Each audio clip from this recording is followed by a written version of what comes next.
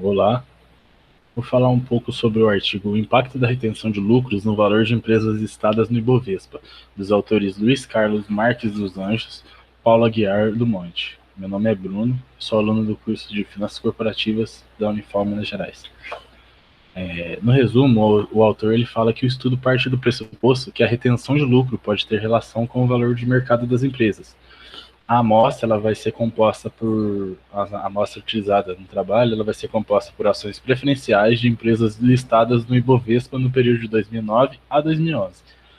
Identificou-se que lucros retidos estão diretamente relacionados com o valor das empresas e dividendos não apresentam relação estatisticamente significativa. Teoria da irrelevância dos dividendos, que vai ser apresentada mais à frente no trabalho. Na introdução, o autor ele fala que a distribuição de dividendos não geraria reinvestimentos operacionais, que influenciariam o nível de atividades, consequentemente, o valor da empresa. Ou seja, você distribuir dividendos não vai aumentar o valor da sua empresa e nem diminuir. E existe uma preferência pela liquidez por parte dos investidores, que é a hipótese da preferência pelo pássaro na mão. Receber fluxo de caixa em seus investimentos por dividendos ou pela venda das ações. A venda das ações, ela gera um fluxo de caixa na venda quando ocorrer esse ganho de capital, ou seja, você comprar por 10 e vender por 5 e ter um ganho de R$5 de capital. Existe também um conflito entre não distribuir lucros para reinvestir e aumentar o valor da empresa para gerar fluxo de caixa na venda das ações ou pagar dividendos e gerar fluxo de caixa para os acionistas manterem os investimentos. A legislação societária brasileira, ela exige que 25% do lucro das empresas deve ser distribuído entre os acionistas e a discussão do trabalho é sobre o que fazer com os outros 75%. Aí, na parte de decisão de dividendos, os autores Ross, Westerfield, Jaffe e Asaf Neto, eles conceituam dividendos como sendo uma distribuição parcial ou total do resultado de determinado exercício. É uma forma de remunerar o acionista pelo investimento realizado ou então mantido. O valor é definido a partir do desempenho operacional atingido no período ou a partir de expectativas de fluxo de caixas futuros. O Scherer e Martins afirmam que, se dimensionado indevidamente, a má distribuição de dividendos pode gerar descapitalização e até mesmo comprometer a continuidade da firma. Os mesmos autores afirmam que reter lucro torna-se importante quando necessário para a manutenção do capital físico da empresa. O Eudicibus et al. 2010, eles classificam os dividendos em 3 categorias, quanto à ordem, quanto à apropriação dos lucros e quanto ao recebimento. Quanto à ordem, as ações são divididas em 2 tipos. As ações preferenciais, PN, que serão as utilizadas na amostra desse trabalho, e as ações ordinárias, ON.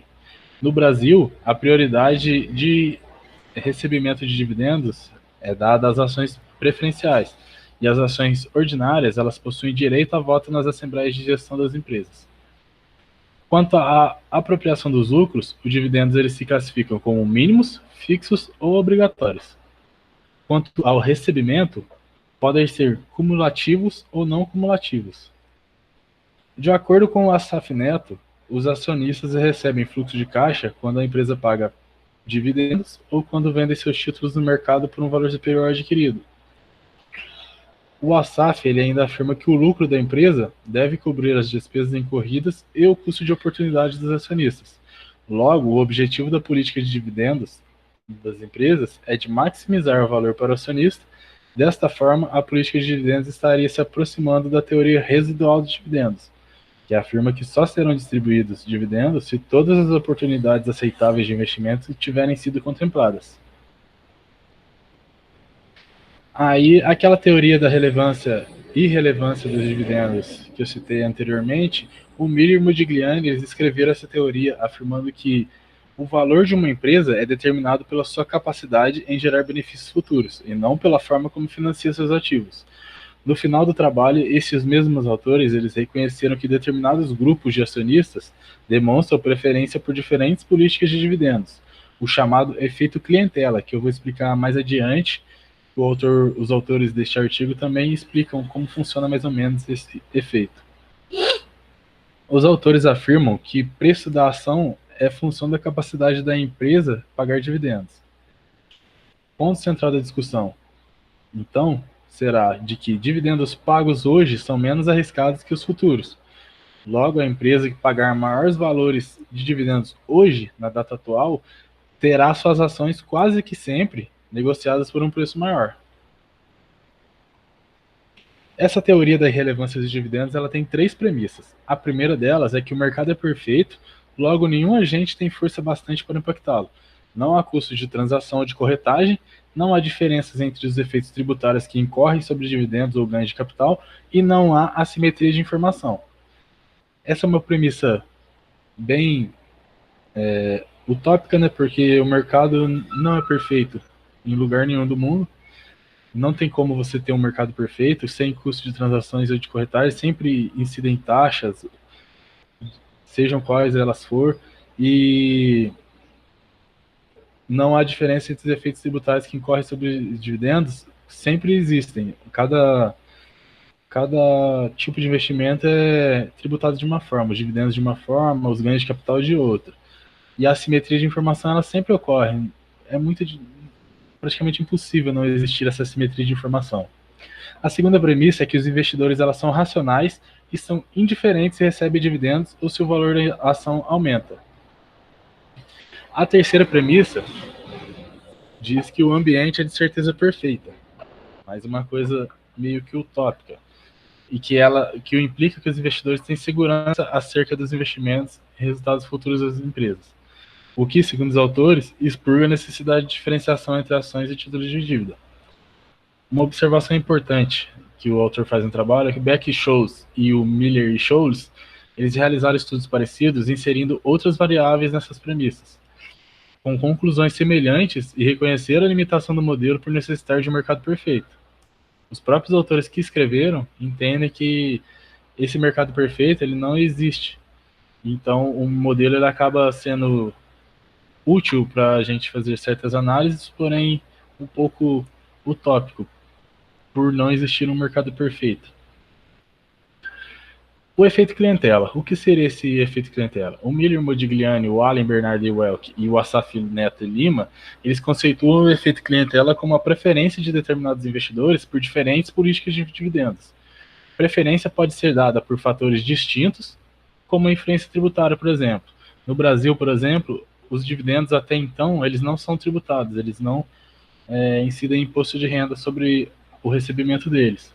Mas, por exemplo, se você optante por investimentos em swing trade, por exemplo, o imposto de renda ele incide a partir de vendas maiores ou acima de R$20 mil mensais. Abaixo desse valor, os ganhos de capitais, abaixo de R$20 mil mensais de vendas, eles são isentos de imposto de renda, por exemplo. Mas acima desse valor já incide uma alíquota de imposto de renda sobre os valores do ganho de capital, do seu lucro, no caso. O mercado americano, ele possui uma fácil identificação desse efeito. As empresas lá, elas não são obrigadas a distribuir dividendos e podem criar políticas para alcançar um determinado grupo de acionistas. O Allen, o Bernardo e o Welk, eles concluem que investidores estão mais propensos a adquirir ações de empresas que distribuem dividendos, ferindo uma das premissas de Miller e Modigliani, que no caso é a segunda, onde ele diz que os investidores eles são racionais e são indiferentes se eles recebem dividendos ou se o valor da ação aumenta. Aqui os autores dizem que eles estão mais propensos a adquirir ações que pagam dividendos. O Asaf Neto Lima, eles afirmam que no Brasil existem exemplos de empresas que só se viabilizaram através de subsídios e incentivos do governo.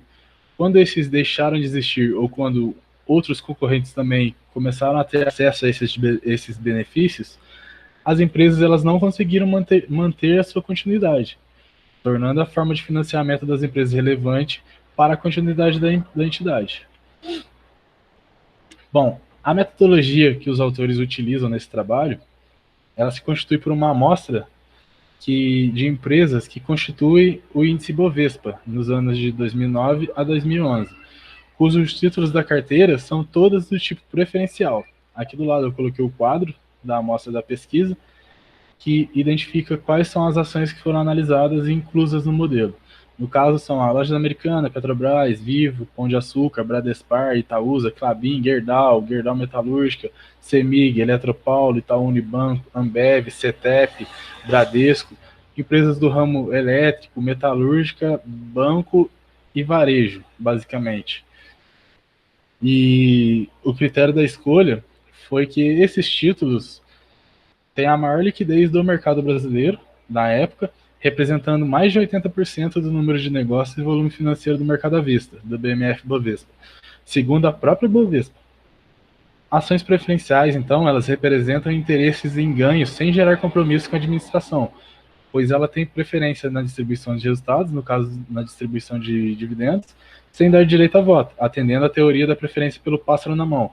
Essa teoria do pássaro na mão, ela indica mais ou menos o seguinte: os acionistas investidores, eles prefeririam as ações preferenciais justamente pelo fato de não ter uma relação direta com a empresa, e sim buscar em aferir o seu lucro, e assim que atingirem o seu lucro, eles poderiam liquidar caso necessário, caso eles não quisessem mais participar das ações. Diferentemente das ações ordinárias, que você tem direito a voto na Assembleia, você meio que participa da gestão da empresa. Essa amostra também foi restringida pelo tempo de existência de cada título, pois a técnica que foi utilizada foi a de dados em painel, que exige que todos os títulos apresentassem dados para todos os períodos analisados. Ou seja, todas essas empresas, esses títulos que foram inclusos no modelo, eles apresentavam e já existiam durante esse período de 2009 a 2011. A análise, então, ela foi desenvolvida no software Gradle. Os dados coletados foram retirados do banco de dados da Economática e o modelo utilizado foi o seguinte: o valor de mercado igual beta zero menos o dividendo A, que seria a quantidade de dividendos pagos dividido pelo total de ações da empresa aí no período T, mais a parcela de lucro que foi retida pela empresa aí no período T, mais o termo de erro estocástico da regressão. Isso tudo daria o valor de mercado da empresa. Na parte de análise e interpretação dos dados, inicialmente, os autores buscaram desenvolver um diagnóstico para confirmar qual modelo estatístico seria mais apropriado. O diagnóstico foi realizado assumindo um painel equilibrado com 15 cortes transversais, observado durante 3 períodos. Aí eu coloquei ali os resultados. A significância conjunta da diferenciação das médias de grupo, o F1428, for igual a 3,86156, com p-valor de 0,00114378, e um p-valor baixo encontraria a hipótese nula de que o modelo de mínimos quadrados ordinários agrupado é adequado, validando a hipótese alternativa da existência de efeitos fixos. Na estatística de teste do Breusch-Pagan, o LM deu 9,8678 com p-valor de 0,00168196. Um p-valor baixo, ele também encontraria a hipótese nula de que o modelo de mínimos quadrados agrupado é adequado, validando a hipótese alternativa de existência dos efeitos aleatórios. Ali embaixo está a variância dos estimadores. A partir de então, pôde ser confirmado que o modelo de dados em painel seria o mais apropriado para realizar essa pesquisa. Buscou-se, então, em seguida, identificar o problema de multicolinearidade perfeita, o R quadrado. O R quadrado entre os regressores foi de 0,019098, o que, de acordo com o Gujarat e o Porter, seria um valor aceitável para utilizar o modelo. O uso de teste de White permitiu verificar a não ocorrência de heterossedasticidade, conforme apresentado na tabela 1. Aí está a tabela com os valores certinho. O R quadrado não ajustado, a estatística de teste, o p-valor. Conforme visto na tabela 2, que é essa tabela logo abaixo, o teste de Hausmann indica que há diferença entre os estimadores dos modelos de efeito fixo e de efeito aleatório, restando utilizar o modelo de efeitos aleatórios. Logo, o modelo poderia ser assim descrito, com o erro padrão entre parênteses. O valor de mercado das ações seria igual a 1,04 e mais 0,10 menos o valor do dividendo A mais o erro vezes a retenção de lucro. Então, inicialmente, a gente pode perceber que a variável dividendos por ação apresentou um sinal oposto ao esperado. Essa variável seria uma proxy, ou seja, uma intermediária da política de dividendos das companhias, pois representa o quanto cada uma tem distribuído de seus lucros na forma de dividendos.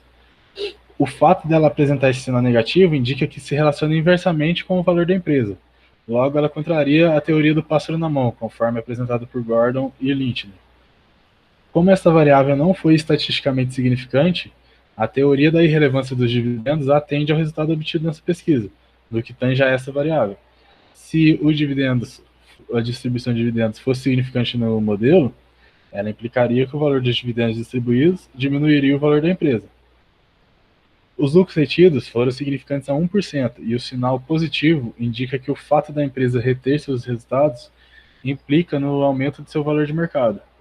O Miller e Modigliani, eles afirmam então que o valor da empresa não seria função de como a empresa se financia, mas de como aplica os recursos obtidos, o que parece não atender a este achado. Já o Assaf, Neto e Lima, eles mostram que no Brasil a forma de financiamento se relaciona com a continuidade da empresa. O estudo desses autores mostra uma relação com dívida ao invés de capital próprio. Por outro lado, o fato de não distribuir lucros indica que a empresa se mantém ou busca estar capitalizada, o que pode ser bem visto pelos investidores e contribuir para este resultado. Nas conclusões, os autores então mostram para a gente que o trabalho teve como objetivo investigar a relação entre a retenção dos lucros e o valor da empresa, considerando como base as teorias descritas por autores estudiosos da política de dividendos. A técnica estatística utilizada para análise é denominada dados em painel, a qual demonstrou que o valor de mercado da empresa está diretamente relacionado com a retenção dos lucros. Por outro lado, verificou-se que os dividendos por ação não apresentaram relação estatisticamente significante com a variável dependente, o que atende à teoria da irrelevância dos dividendos exposta por Miller e Modigliani. O fato da retenção de lucros ter sido significante é uma oposição às duas principais teorias que nortearam este trabalho, a irrelevância dos dividendos e a teoria do pássaro na mão. Enquanto a primeira afirma que esta variável deveria ser irrelevante, a segunda afirma que deveria estar inversamente relacionada com a variável dependente. Partindo dos resultados obtidos então neste estudo, a distribuição de dividendos seria ruim para o valor da empresa, pois reduziria a quantidade de lucros retidos.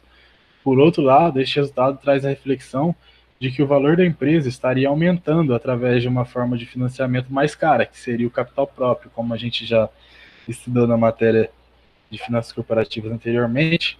O risco e o preço, o custo do capital próprio, ele é maior do que o custo de crédito, por exemplo, o custo de financiamento de crédito, pois bota em risco apenas o capital dos sócios e dos acionistas, desconsiderando o custo de oportunidade que eles teriam tendo esse dinheiro em caixa utilizando fontes de crédito para se financiar. O autor, então, ele deixa duas perguntas como sugestões para as pesquisas futuras. Ele pergunta se a alavancagem ela teria algum impacto para essa variável e se empresas alavancadas poderiam ter seus valores maximizados. Aí fica, então, como sugestão para pessoas que queiram estudar a área, ver qual que é o impacto dos dividendos no valor de mercado das empresas, se realmente influencia ou não, se a retenção de lucros para reinvestimento de capital na própria empresa, se isso faz com que o valor de mercado delas, no caso o valor das ações, aumentem. Fica aí as duas perguntas como dica para problema de pesquisa para pessoas que queiram estudar mais a fundo. Bom, basicamente é isso. O trabalho quis mostrar essa interação de dividendos e retenção de lucros no valor de mercado das empresas, se eles influenciam realmente ou se não influenciam por meio de um teste estatístico, de regressão estatística. E basicamente é isso. Obrigado, até a próxima.